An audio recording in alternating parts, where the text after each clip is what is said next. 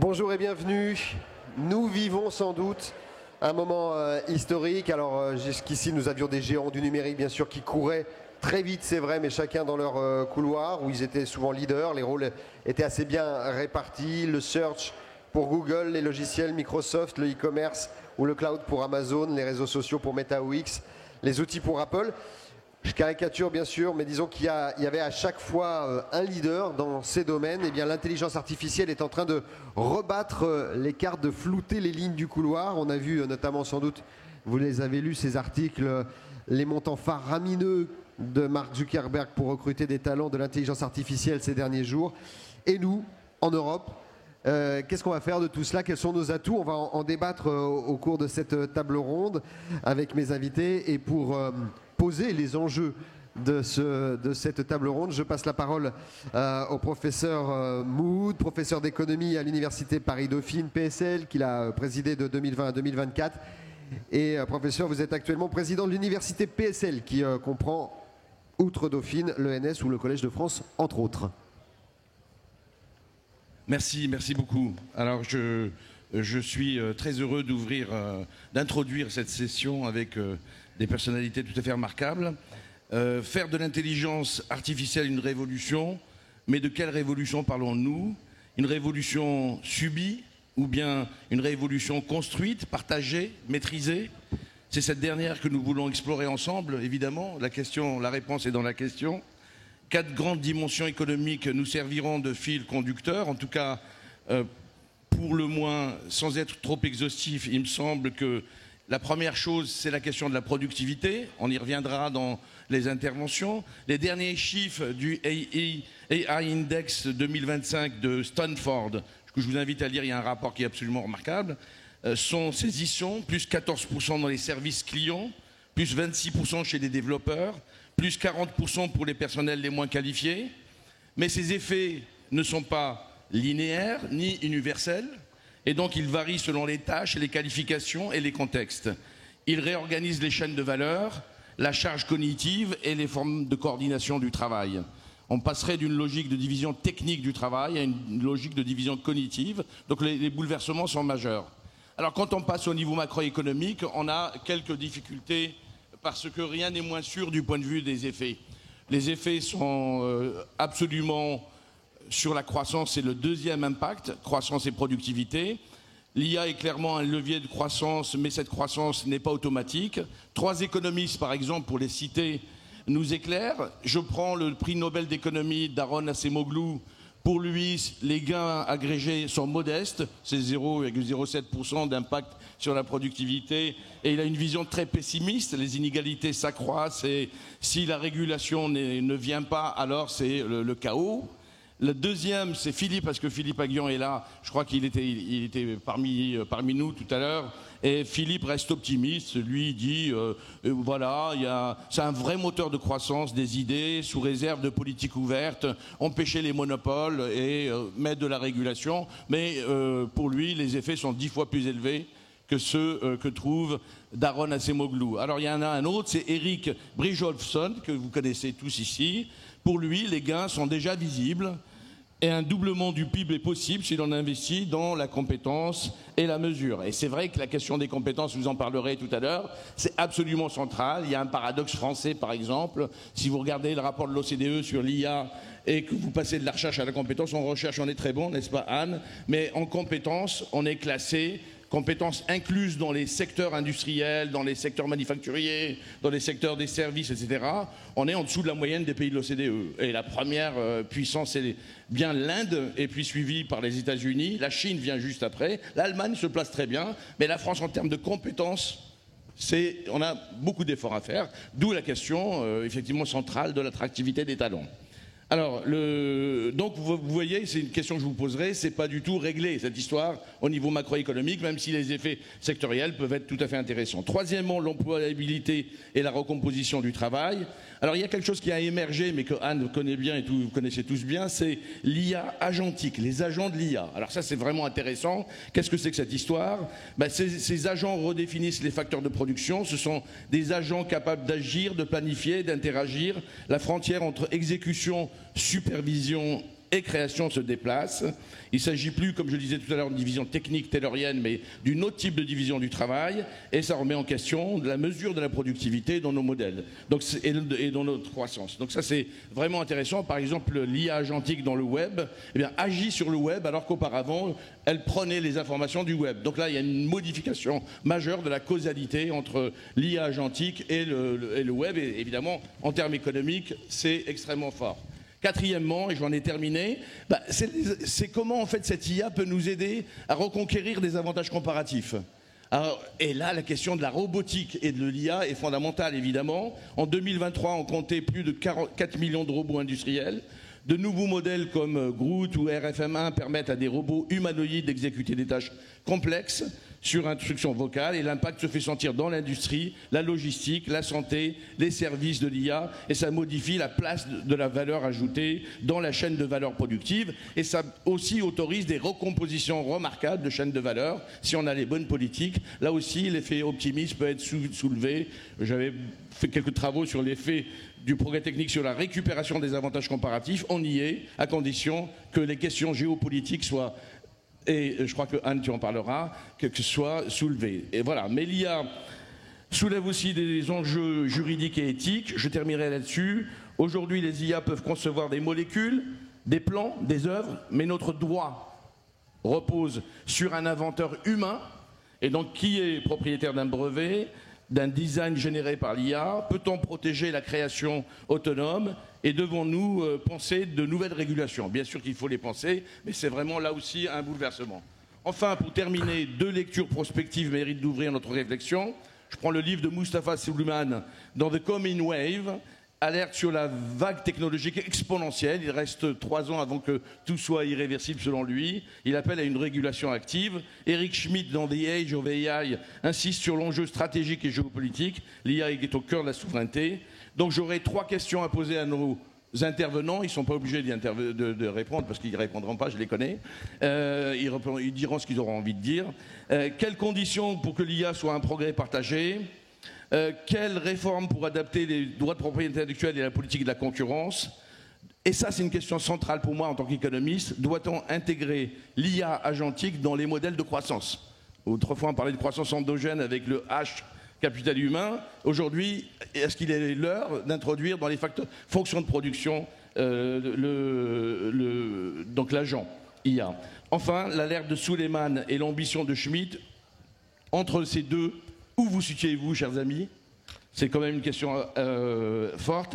Ensuite, il y a des questions que je laisse de côté. Peut-on parler de souveraineté face à des fondations technologiques? S'il y a peut occulter la transition et favoriser, accélérer la transition, elle est aussi très consommatrice de ressources.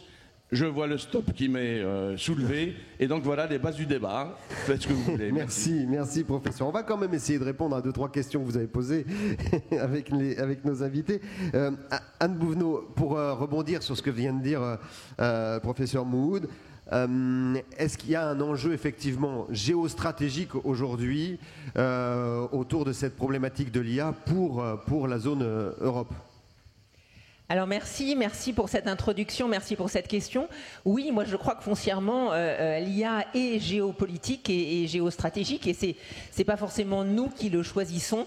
Les États-Unis ont décidé d'en faire un enjeu de domination, on va le dire, mondiale, et les Chinois ont décidé d'y résister.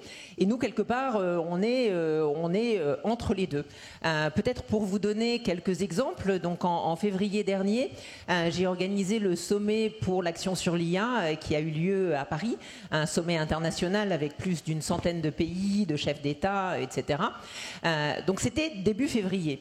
Le 20 janvier, bien sûr, l'investiture du nouveau président des États-Unis. Le 21 janvier, le lendemain de son investiture, il y a eu cette immense annonce Stargate avec Mark Zuckerberg, avec le patron d'Oracle, avec un certain nombre d'autres personnes à la Maison-Blanche. Annonce de 500 milliards d'investissements dans des infrastructures IA aux États-Unis. Message très clair, nous sommes les leaders mondiaux en intelligence artificielle et nous investissons tellement d'argent que, en fait, c'est plié. Il n'y aura que nos solutions et ce sont nos solutions qui vont dominer le monde, puisqu'il y a un côté à la fois infrastructure technologique pour les entreprises, mais également cadre de pensée. C'est associé à tout le discours free speech, etc. 21 janvier. 28 janvier, on voit monter dans les journaux ce petit modèle chinois, DeepSeek, qui pour 6 millions de dollars, millions, pas milliards, a développé un modèle au meilleur niveau des capacités des meilleurs modèles américains. On peut questionner les deux chiffres, hein. On peut questionner la réalité des 500 milliards, on peut questionner la réalité des 6 millions, mais quand même, c'est vraiment un écart extrêmement important. Et ça montre qu'il y a cette course que la Chine accepte de prendre avec les États-Unis, enfin veut prendre contre les États-Unis, pour développer les services d'intelligence artificielle. Qu'est-ce que ça laisse pour nous qui avons organisé ce sommet, pour la France, pour l'Europe, pour le monde, en prenant une autre voie pour l'IA? Eh bien, ça dit que quelque part, il n'y a pas que avec 500 milliards et une domination qui existe déjà qu'on va être capable de faire l'intelligence artificielle. Ça dit que c'est possible avec moins d'argent et avec des gens intelligents. Moub l'a dit, nous avons des chercheurs, des talents en France, en Europe, au Canada. Mais simplement, il faut le faire. Et ça, je pense que ça rejoint la question de quel est le futur que nous souhaitons. Si nous souhaitons utiliser des modèles américains en étant des clients de ces développements sans savoir jusqu'où ils auront, c'est un futur de vassalisation heureuse, pour reprendre par exemple les termes du grand continent. Si nous souhaitons utiliser des modèles pas très chers chinois, ben c'est aussi un autre futur. Je ne suis pas sûre que ce soit celui que nous souhaitions. Donc au-delà de l'adoption, qui est absolument clé, et il faut qu'on travaille à la formation, à l'adoption, à la compréhension, à la critique de ces modèles. C'était vraiment la première recommandation de la commission IA de 2024 que j'avais co-présidée avec Philippe Aghion. Au-delà de ce sujet-là, qui est toujours le premier, et je pense que mes copanélistes vont tous en parler, il y a ce sujet géopolitique, géostratégique, de souveraineté et d'une troisième voie sur lequel je pense qu'il y a beaucoup à faire. Alors, Corinne de Bilbao, du coup, j'ai envie de vous demander, l'enjeu quand on fait le descriptif que vient de faire Anne Boulot, c'est la formation, c'est-à-dire c'est sur cette brique-là, la formation ici en Europe face à l'intelligence artificielle, qu'on peut avoir une chance d'exister ensuite face aux énormes mastodontes que sont la Chine et les États-Unis? Alors, juste, c'est un des éléments fondamentaux, mais par rapport à ce que dit Anne, en fait, on est face à la construction de, quelque part, une nouvelle économie et qui, finalement, arrivera à se développer que si, ce que Anne expliquait, la valeur, elle est partagée, et il y a la véritable création d'un écosystème. Donc, les composantes sont effectivement l'information, mais pas que. C'est les infrastructures sécurisées, c'est la possibilité pour d'autres acteurs économiques de participer. Il y a les infrastructures, il y a les modèles, il y a la création des applications. Et la position en tout cas de notre entreprise, c'est de dire qu'il faut des écosystèmes ouverts. Aujourd'hui, on propose 1600 modèles, dont Mistral, parce qu'il n'y aura pas de développement de cette technologie, comme il y a eu d'autres révolutions technologiques, s'il n'y a pas un partage de la valeur et s'il n'y a pas une participation de l'ensemble des acteurs économiques. Donc ça, c'est une conviction profonde. Et ça a été le cas de toutes les révolutions technologiques, hein, l'électricité, l'imprimerie. Donc dans les fondamentaux, il y a effectivement des infrastructures, il y a effectivement la participation de l'ensemble de l'écosystème et avoir des acteurs qui ne sont pas que des acteurs européens ou chinois, américains ou chinois, mais aussi des acteurs européens. Et il y a le sujet de la formation et des compétences. Et ça, on est quelque part face à peut-être à la plus grande planification de gestion des compétences que notre génération aura à vivre. Et ça, quels que soient les niveaux. Alors la bonne nouvelle, c'est que ce sont des technologies qui sont accessibles, pour une fois, parce que reposant sur le langage naturel. Mais néanmoins, ça veut dire qu'il y a un énorme plan de formation à réaliser, et ça dans tous les secteurs d'économie. Donc nous, on a lancé, et chaque acteur, en fait, je veux dire, c'est une responsabilité globale de l'État, des entreprises, de tous les acteurs économiques. Nous, on s'est engagé à former 1 million de personnes à l'intelligence artificielle d'ici 2027, avec des programmes de formation, des demandeurs d'emploi, dans les petites et les moyennes entreprises qui pourraient être celles qui sont laissées, je crois qu'on en parlera, qui pourraient être celles laissées pour compte. Et l'adoption, elle est clé. Et elle arrive dans les entreprises. Les collaborateurs sont demandeurs aujourd'hui. La moitié des collaborateurs, aujourd'hui, utilisent l'IA dans les entreprises. Donc ça pousse très fort en termes d'adoption. Mais il faut aussi qu'on puisse faire accéder à l'IA aussi les plus âgés. Aujourd'hui, en France, les plus de 50 ans ont moins de 20% de la formation versus les autres générations. Donc il y a un sujet là aussi. Il y a un sujet aussi sur les femmes. Donc c'est vraiment ce grand plan de compétences. Et ça va être clé en termes d'adoption. Moi, j'ai la conviction qu'une des fonctions les plus importantes des entreprises vont être les fonctions des ressources humaines.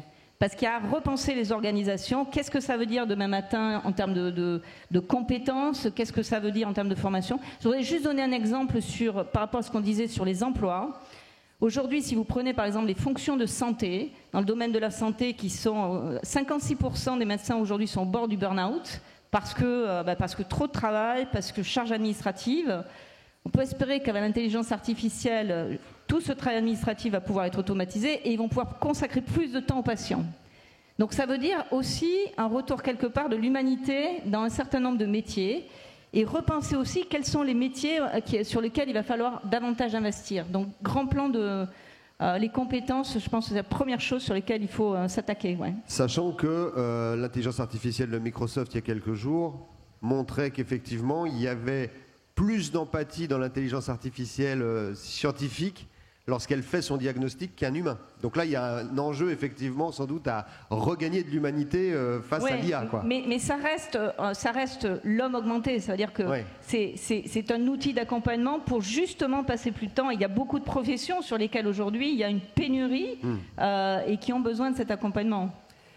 Étienne Grasse, précisément par rapport à cette capacité à s'accaparer l'outil. On parlait d'Agentic aussi, en plus, désormais, avec le professeur Mood il y a quelques minutes. C'est-à-dire que là, l'enjeu pour l'entreprise, c'est de se saisir véritablement de l'outil, peut-être plus vite que l'adoption qui est faite par les salariés eux-mêmes, qui va très vite elle aussi.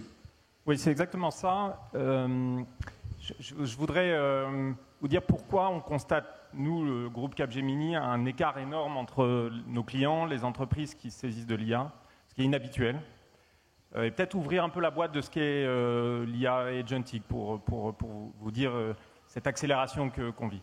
L'IA Agentic n'est pas une rupture technologique, ce n'est pas une seule rupture, c'est 4 ruptures. C'est des modèles de raisonnement qui élargissent considérablement la capacité des modèles de langage. Leur capacité s'effondre au-delà d'un niveau de complexité, mais ils vont très très loin, beaucoup plus loin que d'habitude. Des couches d'orchestration qui permettent de faire que des modèles d'IA se parlent les uns aux autres. On retrouve une innovation technologique qu'on avait semée au milieu des années 2000, qui est le reinforcement learning. C'est des modèles d'IA qui permettent d'être stratégiques, de répondre à des objectifs. Et puis, le plus important, la 4e rupture, elle se passe chez toi, c'est la capacité à passer à l'échelle de l'inférence, c'est-à-dire des capacités hardware qui vont déployer les modèles d'IA. Donc finalement, l'agentic, c'est un éventail de capacités déployées dans un monde autonome. Donc je vous vois tous un peu en face de moi. Avec un éventail que vous déployez avec un bras autonome, vous pouvez potentiellement produire du vent. Je vous le souhaite tous. Alors comment on ne produit pas du vent ? On ne produit pas du vent, et c'est vraiment, si j'ai un message à vous passer, c'est celui-là, en combinant exploration et instantiation. C'est la première fois dans l'histoire des technologies où on doit courir les 2 courses à la fois. Chez Capgemini, on adore l'instanciation, donc ça veut dire bien préparer ses données, ça veut dire encapsuler dans le logiciel qui va fonctionner, ça veut dire passer à l'échelle, créer des capacités qui sont déployables et qui fonctionnent jusqu'au dernier kilomètre, c'est-à-dire le salarié. Avec l'agentic, on doit explorer en même temps. Et explorer pour apprendre, vous donner un exemple, les coûts d'inférence que j'évoquais tout à l'heure, ils ont été divisés par un facteur 100 l'année dernière. 100. C'est-à-dire le prix que vous mettiez sur un produit agentic au début de l'année 2024 est 100 fois plus faible à la fin de l'année 2024 que ce qu'il était au début de l'année 2024. Donc vous êtes obligé d'explorer pour capter cette connaissance et, j'allais dire, faire en sorte de pouvoir déployer demain. Et ce qui est vraiment particulièrement dur dans la période actuelle, c'est de combiner les deux.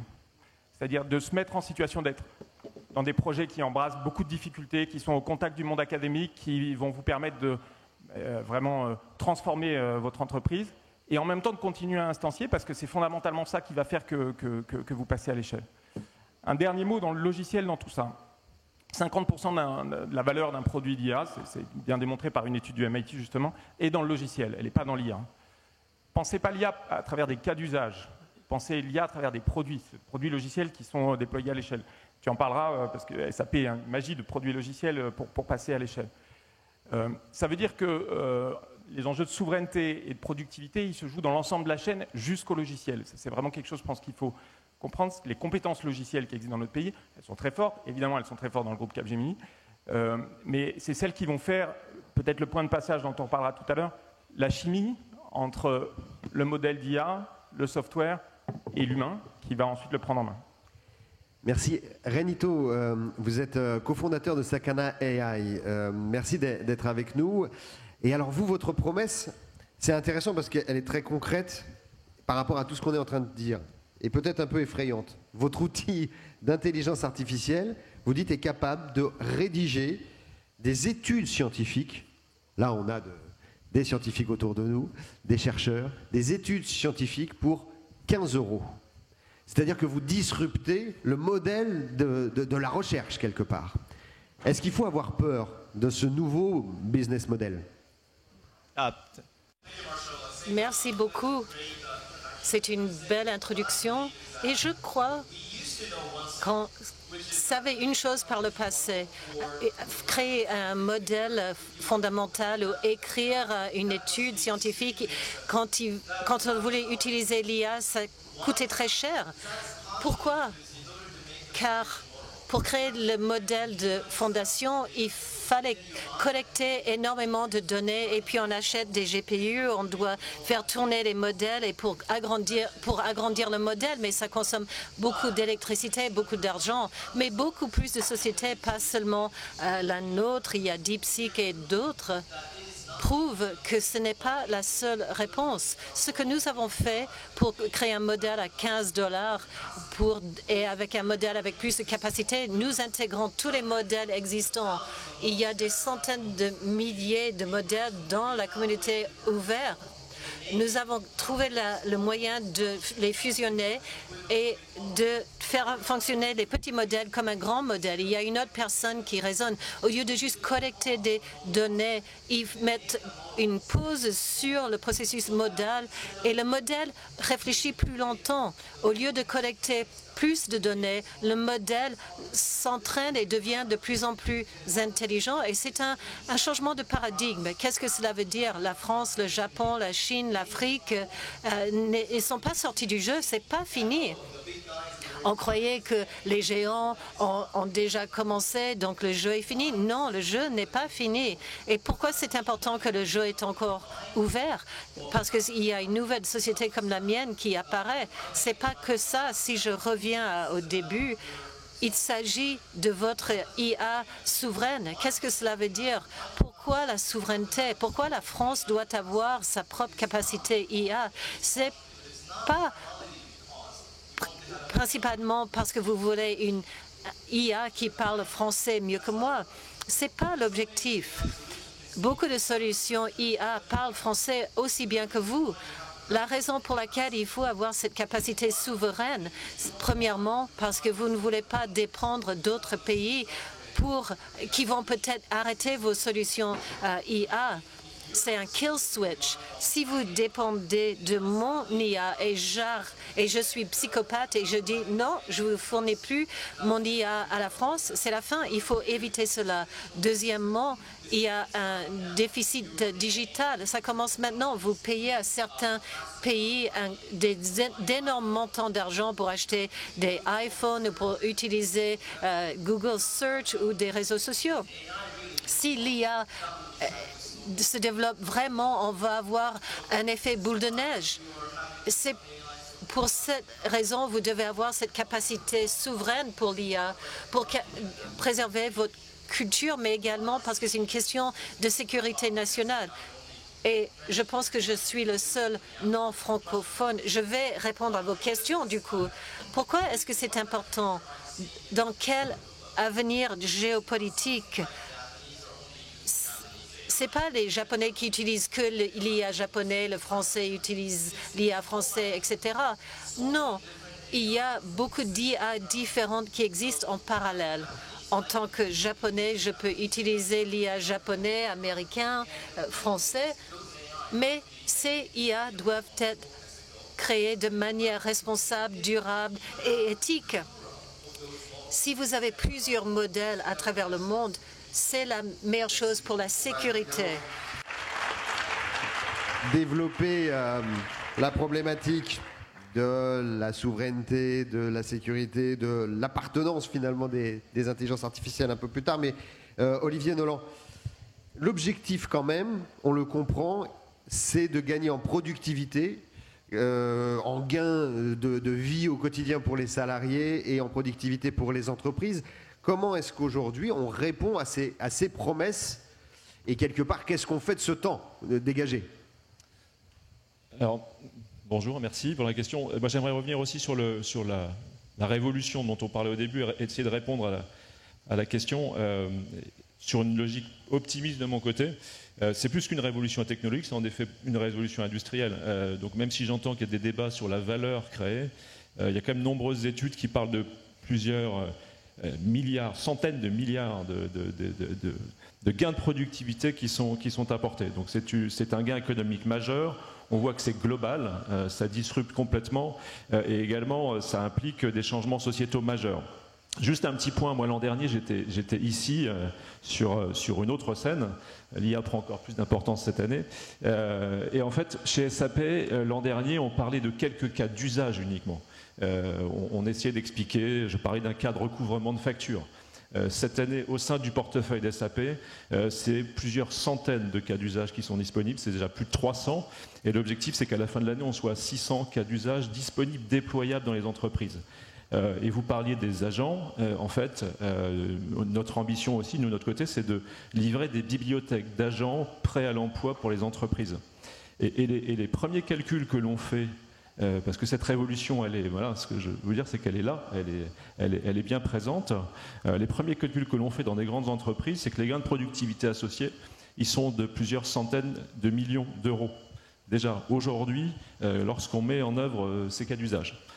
Donc il y a vraiment une urgence à la mise en œuvre de ces gains de productivité. Je citerai un exemple en fait, parce que de quoi on parle en fait aujourd'hui? Finalement, ce sont des choses assez simples. On a une vision de l'IA parfois qui est un petit peu très compliquée, mais au sein de l'entreprise, on parle de l'automatisation de tâches très simples. Je prendrai un exemple, une entreprise dans les semi-conducteurs qui a beaucoup d'opérations manuelles au sein de sa supply chain. Aujourd'hui, grâce à l'IA, grâce aux agents, on va automatiser la détection des anomalies dans cette supply chain et apporter des corrections immédiates. Donc ça a un impact bien évidemment sur la rapidité à résoudre ça, sur les gains de productivité associés. Et par rapport à votre autre question, en fait, sur l'emploi et sur les collaborateurs, c'est vrai qu'on a une responsabilité puisque ça, effectivement, change fondamentalement la manière de travailler. Donc la bonne nouvelle, c'est que finalement, ces tâches répétitives, elles n'intéressent pas grand monde et que la plupart des entreprises ont un problème d'attractivité pour aller faire ces tâches répétitives. Donc ça peut nous aider là où on a des pénuries et de donner finalement des emplois à plus forte valeur ajoutée. Moi, je vous donnerai un exemple dans le secteur qui est le mien. L'une des grosses populations dans le logiciel, c'est effectivement les développeurs. Ça a été évoqué tout à l'heure. Les développeurs de logiciels aujourd'hui, l'intelligence artificielle révolutionne complètement la manière de faire. Ça veut dire qu'en fait, on passe d'un rôle de personnes qui étaient payées c'est-à-dire coder, à écrire des lignes de code, aujourd'hui à des concepteurs. On ne demande plus d'écrire des lignes de code, ce qui finalement était assez rébarbatif. Mais finalement, ce qu'on demande, c'est la capacité à concevoir. Donc ces développeurs sont toujours présents. Peut-être qu'on aura besoin de moins de développeurs, mais on aura toujours besoin de développeurs, mais sur une logique qui est différente, plus d'orchestration, plus de tâches à valeur ajoutée et pas de tâches à faible valeur ajoutée comme le codage. Merci, et je vais aller peut-être un tout petit peu plus loin, Corinne de Bilbao, mais est-ce que finalement, par rapport à la problématique de pays vieillissants, comme ceux des pays développés, comme en Europe ou au Japon, finalement l'intelligence artificielle peut être une réponse par rapport à cette pyramide des âges. Alors c'est vrai que sur un plan macroéconomique, ça repose la question de c'est quoi une capacité de production. Parce qu'on peut se dire quelque part la capacité de production elle devient illimitée. Parce qu'elle reposait, en fait, la capacité de production, elle reposait sur le capital humain, sur les matières, la disponibilité des matières. Là, elle devient quelque part illimitée. Donc ça veut dire quelque part aussi des opportunités de croissance et de souveraineté pour les entreprises, y compris pour les entreprises françaises. Donc c'est urgent de s'en emparer. Et c'est vrai qu'on fait face à un vieillissement de la population, en particulier dans les pays développés. Les données disent que d'ici 2050, on va perdre 4 à 5% tous les 5 ans de la population mondiale. Il y a des pays comme l'Italie où on parle d'hiver démographique. Ils ont quand même perdu 2 millions de jeunes travailleurs dans la dernière décennie, donc c'est énorme.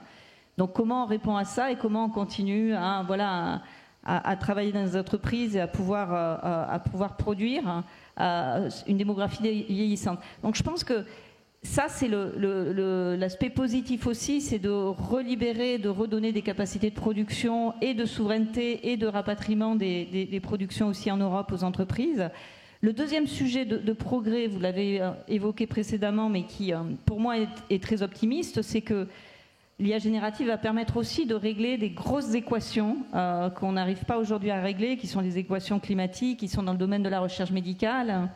Vous parliez tout à l'heure de ça. Je voudrais donner un exemple. On a développé un système qui s'appelle Aurora, qui est un système de prévision météo qui aujourd'hui est 5000 fois plus puissant qu'un système traditionnel. Et qui veut dire que sur la base de ces millions de données, on peut prévoir des catastrophes climatiques et on peut aussi prévenir et aborder ces sujets-là un peu différemment. Donc il y a un potentiel en termes de recherche qui est absolument phénoménal. Et qui, quelque part, va aussi aider l'humanité. Donc, c'est vraiment regarder de manière macro et puis aussi micro au niveau des entreprises pour libérer la productivité. Ouais. Alors, Étienne Grasse, là, finalement, on donne peut-être un espoir avec cette révolution d'intelligence artificielle aux seniors dans l'entreprise. C'est vrai que c'est assez nouveau, finalement. Une révolution technologique qui ne met pas les seniors totalement de côté, mais qui peut les aider. Mais qu'est-ce qu'on fait des jeunes ? Qu'est-ce qu'on fait des jeunes qui entrent dans l'entreprise et qui sont confrontés, eux, directement à des machines qui sont aussi compétentes, voire plus compétentes qu'eux? Oui, alors 3-4 choses. D'abord, c'est une très bonne question. Merci. C'est une question vivante dans une entreprise de service comme la nôtre, c'est-à-dire dans le développement logiciel, ce que fait l'IA, c'est ce que les jeunes savent faire. Dans les call centers, ce que fait l'IA, c'est ce que les jeunes savent faire. Dans les processus métiers, ce que fait l'IA, c'est ce que les jeunes savent faire. Donc, si vous gagnez un avantage compétitif en arrêtant de recruter les jeunes, et vous ne préparez pas l'avenir. C'est une question vivante dans les entreprises. Alors, pour vous l'illustrer, je vais vous solliciter un petit peu. Et je voudrais vous faire toucher du doigt ce qui est derrière ça. Est-ce que vous pensez dans la salle avoir une voix intérieure? Oh là. Alors, qui parmi vous pense avoir une voix intérieure? Vous voyez la petite voix qui vous parle, vous sollicite. Ah, c'est pas mal. Si. Étienne, on a levé la main. Moi, j'ai une voix intérieure envahissante. Il y a un bon nombre de schizophrènes quand même, c'est bien. Alors, il y a 20% de personnes dans cette salle qui n'ont pas compris ma question. D'accord? Il y a 20% de personnes qui ne comprennent pas l'idée même de voix intérieure. C'est une étude Josh Tenenbaum du MIT. Moi, c'est une étude qui me fascinait parce que on vit dans un monde dans lequel il y a des voix extérieures déconnectées de voix intérieure. Vous avez tous reçu le coup de fil d'une voix qui est une voix qui est déconnectée d'une voix intérieure. Et ça me fascinait. Je ne sais pas comment mon ordinateur, mon téléphone a réussi à voir que ça me fascinait. Et donc Perplexity m'a donné accès à l'étude de Josh Tenenbaum. Et je ne l'aurais jamais trouvé personnellement en ligne. Je suis un très bon bibliographe, mais celle-là, je ne l'aurais jamais trouvée personnellement en ligne. Qu'est-ce qui s'est passé? Moi, je compare ça au tableau RATP, de la station RATP. Vous savez, quand on doit sélectionner la station où on va. Donc les vrais tableaux de la RATP. On arrive à allumer le bouton qui correspond à la station qui est à l'autre bout de Paris, mais on n'a plus la ligne qui s'affiche. C'est un peu ça qui se passe dans la connaissance. J'arrive à voir l'étude de Josh Tenenbaum, mais je n'ai plus totalement le chemin pour y aller. Alors moi j'adore, je vais essayer de reconstruire le chemin. Après, c'est ça qui manque à nos jeunes, c'est-à-dire savoir construire la carte. L'esprit critique, le problem solving, les compétences qui savent se déployer dans un écosystème de connaissances qui est devenu de plus en plus riche, de plus en plus complexe. Et peut-être une dernière étude, je fais court. ce mois-ci, il y a une étude très importante pour nous, de Stanford, d'Eric Bryn Johnson, qui est parue, qui montre que dans les complémentarités entre l'IA et l'humain, on s'est focalisé sur la frontière, l'empathie, la créativité, tout ce qui permet d'aller plus loin dans les capacités humaines. La réalité, c'est que quand on demande à des salariés où la complémentarité se fait, ils disent l'automation, ce qui me fait gagner du temps. Exactement l'exemple que tu prenais. Et donc il y a un hiatus qui est en train de s'installer entre les entreprises vont sur la frontière. La réalité, c'est que les salariés vont demander des choses assez simples et très complémentaires en termes de temps. Et il faut rapidement résorber ce hiatus parce que les projets d'IA qui vont se déployer, ça va être des projets assez simples d'automation et d'accélération des processus. Merci. Alors, je vais demander à Anne Bouvreau dans un instant aussi, parce qu'il y a une problématique grande entreprise et petite entreprise qui se dessine dans ce que vous êtes en train de dire. Mais vous vouliez rebondir, professeur Mood? Oui, non, je voulais juste, à propos de la formation, il me semble que ce n'est pas seulement des questions d'application. Alors là, je sors de ma casquette de coordonnateur économiste, mais pour prendre celle de président d'université, Anne peut témoigner de ce que nous faisons à PSL, c'est que précisément, nous pensons qu'il faut offrir une double compétence, mais réellement élevée. C'est-à-dire à la fois comprendre les problématiques de génération de l'IA à un très haut niveau en mathématiques et avoir aussi une autre compétence, donc des doubles majeurs. C'est ce que nous avons fait à Dauphine en lançant une double licence IA et sciences des organisations. Et avec la Paris School of Artificial Intelligence que nous lancerons à la rentrée, c'est la même chose. Il nous semble que IA plus X est fondamental. Et alors j'étais super heureux parce que nous avons mis ça en place en pensant que la bidisciplinarité IA droit, IA économie, IA gestion, IA climat même, c'était fondamental. Et dans la session que nous avions organisée à l'ENS, Club IA de l'ENS PSL, on s'est rendu compte que dans le témoignage qu'a porté le PDG de Boston Consulting Group, qu'ils avaient absolument besoin techniquement sur les postes de travail des gens qui sont à la fois super compétents en IA et super compétents en anthropologie du travail, en façon de gérer les changements, les bouleversements. Donc moi, je pense que ce n'est pas seulement de l'application, qu'il faut aller vraiment à l'origine de la construction des savoirs et des doubles savoirs. Et on va jusqu'au doctorat, puisqu'on fait des thèses binomées où on met 2 doctorants sur le même sujet, IA et quelque chose. Et c'est une heuristique incroyablement intéressante. C'est ça dont nous avons besoin. Nous avons besoin en France de 2 choses. D'augmenter les compétences en IA, parce qu'on n'est pas bon, je l'ai dit tout à l'heure à propos de l'OCDE, même si on est très bon en recherche, et de vraiment donner des outils, pas seulement des outils d'application, parce que sinon on risque des questions dont tu parlais, Anne, sur la souveraineté, d'être vite débordé, mais de maîtriser notre avenir et notre destin à travers la formation. Voilà ce que je voulais dire. Merci.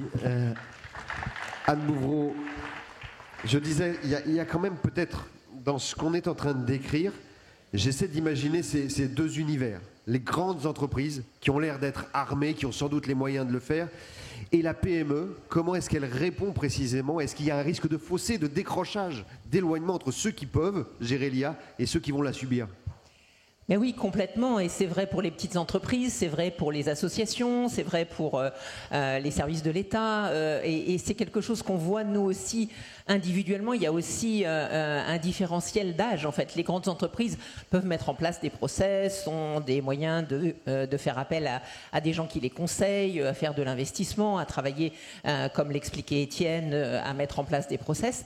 La réalité de l'utilisation de l'intelligence artificielle aujourd'hui, c'est 2 choses. D'une part, ce sont les jeunes.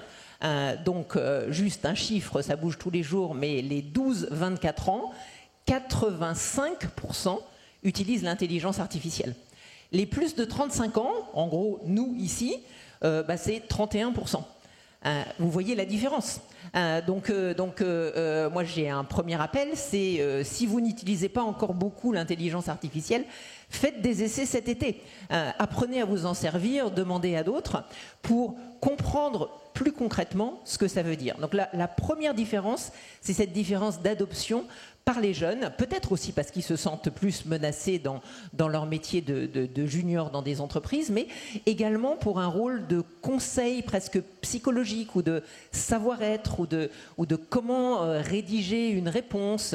C'est une vraie aide et une valeur ajoutée que les gens qui utilisent l'IA voient. Ça, c'est le premier écart. Le deuxième écart, Corinne l'a dit, en entreprise, 50% des personnes, petites, grandes, moyennes entreprises, administrations, utilisent l'IA.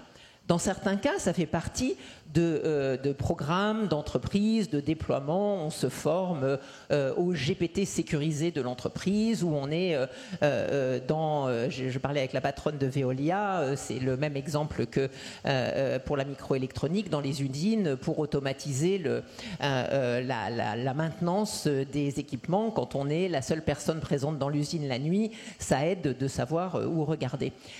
Mais l'autre partie de l'utilisation en entreprise, c'est ce qu'on appelle le shadow AI, ou l'utilisation un peu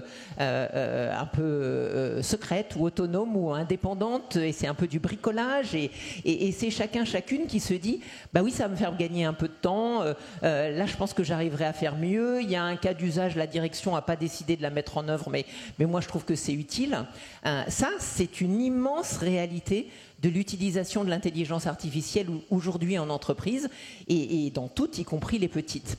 Qu'est-ce qu'on fait face à ça? Parce que cette utilisation, à la fois, c'est bien, ce sont des gens qui s'auto-saisissent et qui définissent eux-mêmes les cas d'usage qui leur paraissent pertinents, qui sont très souvent, comme l'a dit Étienne, des cas de ça m'automatise la partie de mon travail où je suis le moins à l'aise et où ça me fait gagner du temps.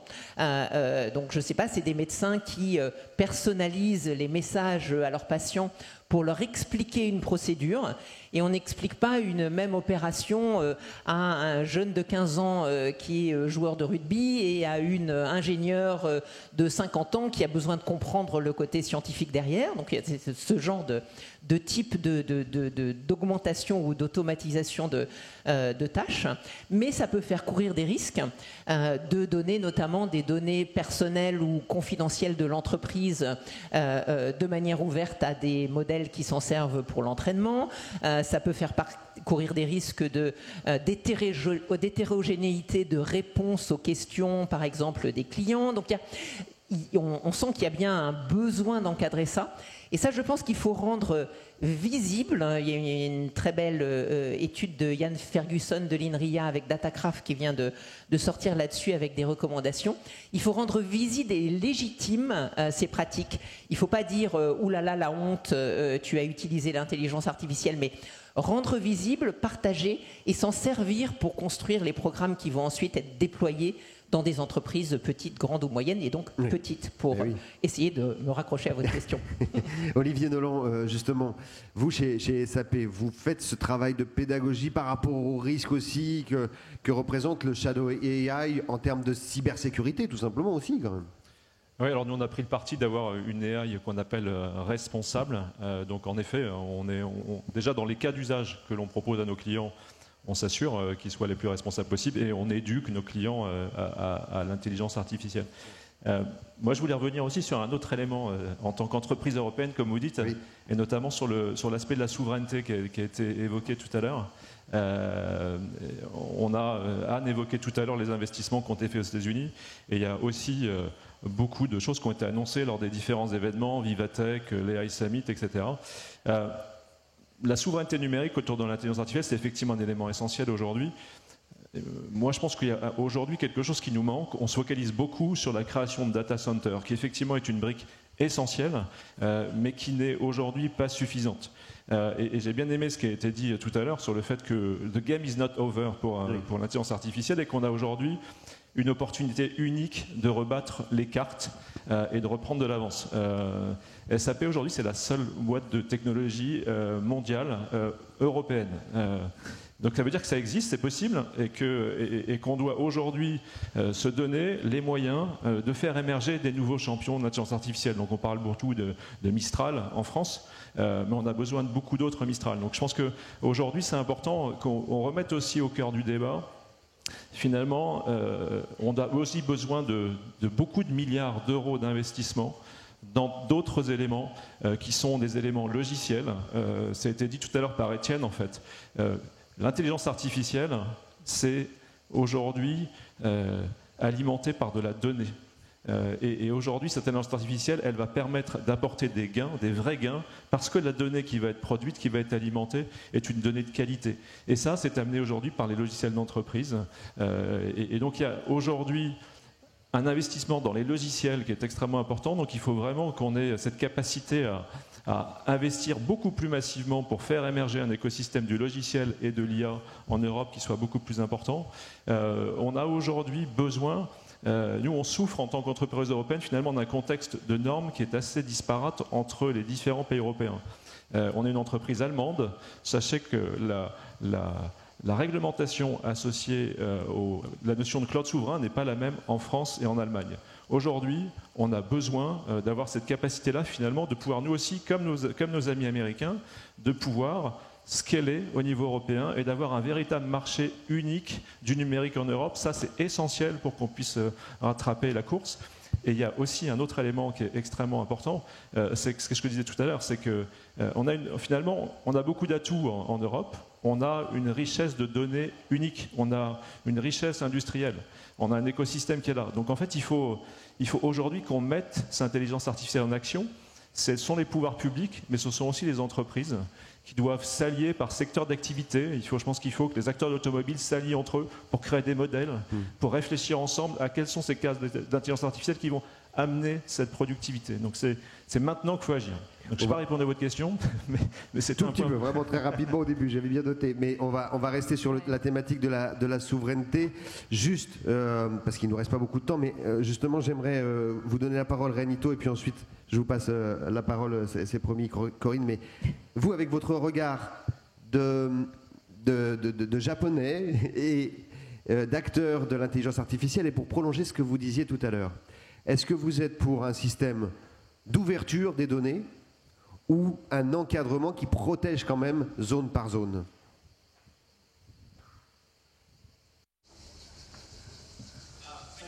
Merci. Donc je pense que votre question sur cette protection des données et comment on les utilise, il y a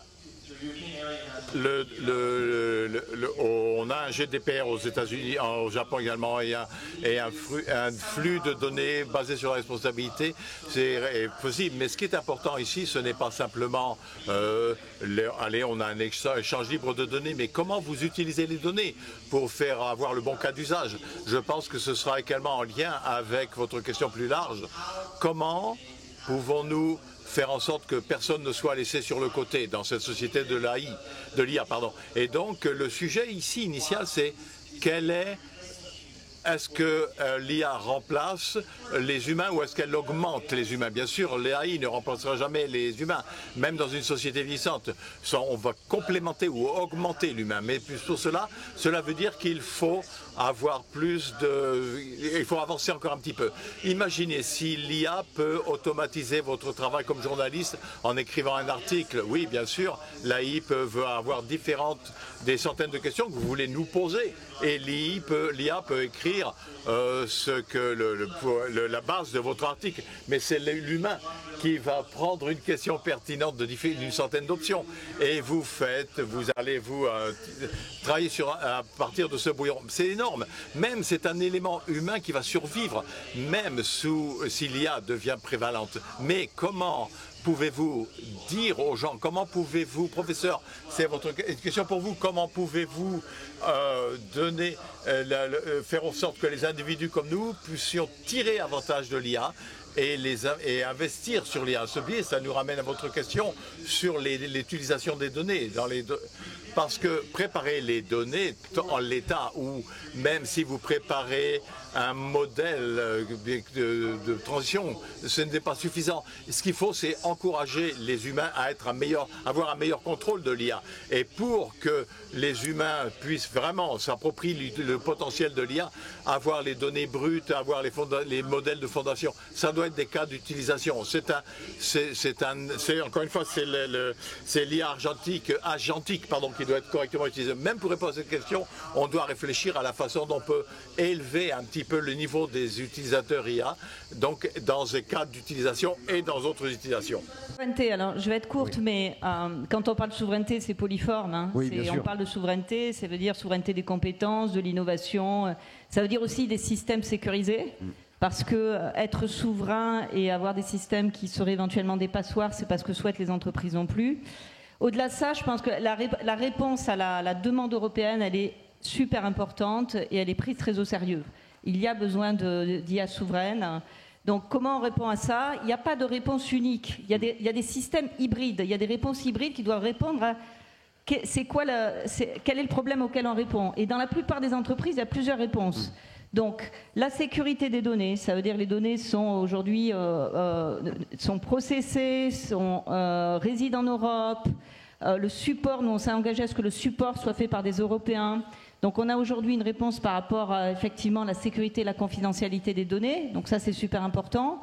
La question aussi qui a été posée et qui est plus récente, c'est la question du plug-off. Et si jamais les États-Unis déconnectaient l'Europe? Donc là on a fait des annonces sur la résilience digitale, sur l'opportunité justement de pouvoir avoir des systèmes privés sur lesquels finalement votre cloud puisse tourner. Donc c'est du cloud privé qui est une réponse à la résilience nécessaire. Et puis après, il y a plus loin encore, il y a ce qui est souverain finalement des infrastructures qui sont critiques, le nucléaire, enfin j'en cite un peu ceux qu'on qualifie d'infrastructures critiques. Et là aujourd'hui, il y a des réponses européennes, par exemple Bleu en France, Capgemini Orange. C'est la réponse à ce qu'on appelle le Segnium Cloud, c'est-à-dire sécurisé par l'ANSSI, qui du coup là est complètement déconnecté, résiste à ce qu'on appelle le Cloud Act, c'est-à-dire la demande éventuelle d'une juridiction américaine. Donc, vous voyez, il y a une panel de réponses. En Allemagne, c'est Delos avec SAP. Donc c'est les deux pays qui ont vraiment travaillé sur ces sujets-là. La réponse, elle est hybride en fonction des... Donc aujourd'hui, il y a des réponses. Mais je dirais qu'au-delà de ça, il y a une vraie nécessité de participation de l'ensemble de l'écosystème et d'ouverture. En tout cas, nous, c'est une conviction, parce qu'il n'y aura pas de souveraineté sans déploiement et sans ouverture de la technologie, et il faut que tout le monde puisse y participer. Merci. Anne Bouvreau, juste d'un mot en guise de conclusion et avant. Anne Bouvreau, one word of conclusion before giving the floor to Professor Mood. This is part of your conclusion, the work you did with Philippe Aghion on this. Sans se fermer des opportunités, parce qu'en fait c'est ça l'enjeu. C'est pas de mettre toute notre énergie dans le protectionnisme ou dans l'encadrement et rater le train, quoi. Ah mais complètement, je pense que c'est un équilibre qui est très important à voir. On a peut-être d'ailleurs un peu tendance en France et en Europe à se dire que comme la souveraineté est très importante, on va réfléchir avant d'implémenter des solutions d'intelligence artificielle.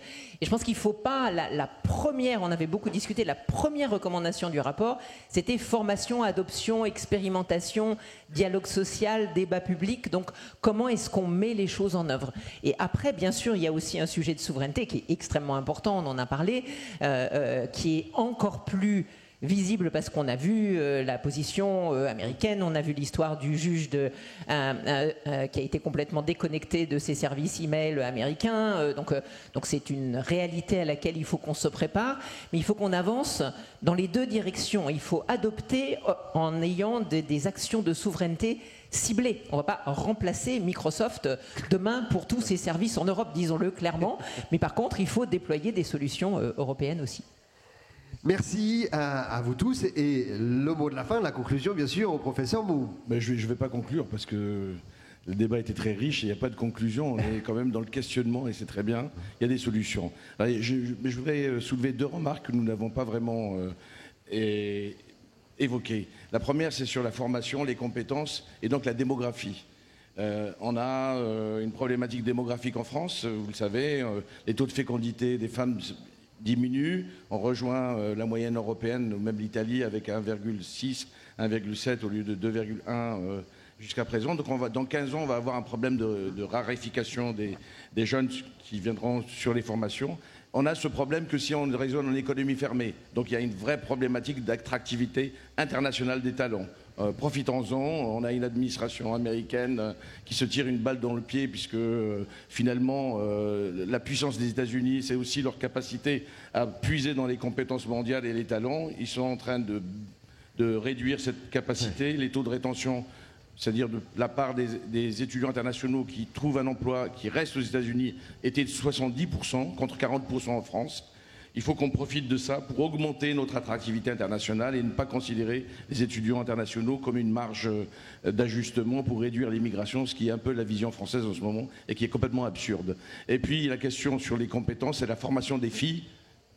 Et là, on a quelques expériences. Les doubles compétences sont une réponse. On a 50% de filles à 19,5 de moyenne en mathématiques quand on fait la double compétence. C'est un vrai sujet parce qu'il n'y a pas que les deux bouts de l'âge de travailler, les seniors et les jeunes. Il y a aussi les... Super. Voilà. Donc là, vraiment, il faut que ça doit être une nécessité nationale.